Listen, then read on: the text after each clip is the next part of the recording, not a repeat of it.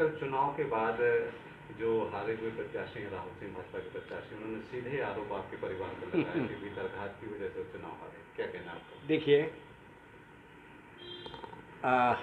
चुनाव होता है, कोई जीतता है, कोई हारता है। अगर हम हार जाएं तो मेरा मानना है कि हमें उसको जब्त करना चाहिए, और जीत जाएं तो जैसे कहते हैं अपने उबराना नहीं चाहिए। मैं भी 7 चुनाव जीतने के बाद पिछला चुनाव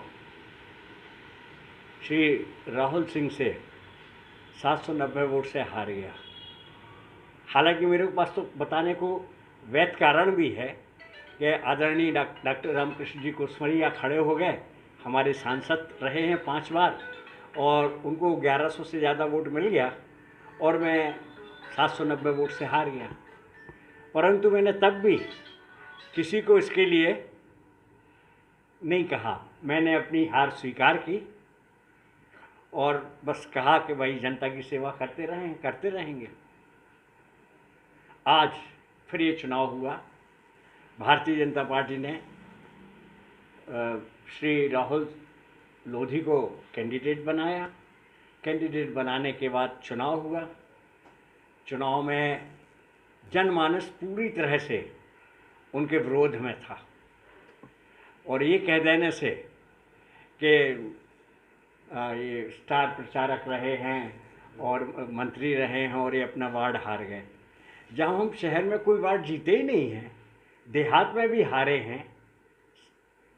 17,000 की हार कोई हार होती है? कोई हरा नहीं सकता। 200-500 हज़ार वोट से तो समझ में आता है। 17,000 वोट से अगर कोई हरा सकता है तो सिर्फ जनता हरा सकती है। जनता खिलाफ थी, जनता भारतीय जनता पार्टी के खिलाफ नहीं थी, परंतु भारतीय जनता पार्टी के उम्मीदवार के रूप में श्री राहुल लोधी जी के खिलाफ थी। संभवतः उनके दल बदल के कारण, उनका जो 1.5 साल का परफॉर्मेंस रहा है उसके कारण, या और भी जो भी कारण रहे होंगे इसके कारण।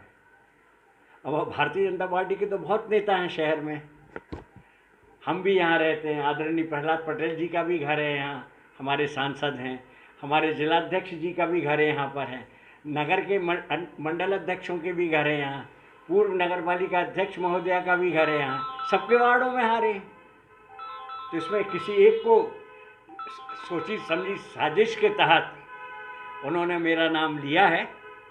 उनको लगा कि हो सकता है हम सॉफ्ट टारगेट हों, किसी और का नाम लेने में तो उनको तकलीफ भी होती। मेरा ये मानना है ये चुनाव वो अपने कारणों से हारे हैं, और मुझे जो बात करना होगी मैं पार्टी के सामने अपनी बात रखूँगा।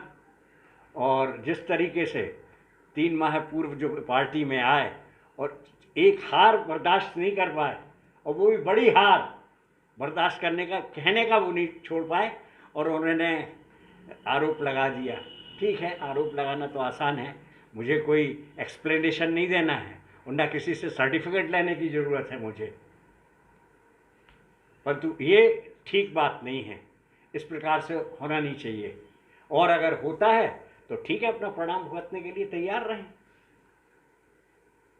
निष्कासन की कार्रवाई के लिए भी उन्होंने बोला कि शिकायत करेंगे। हाँ, करें ना,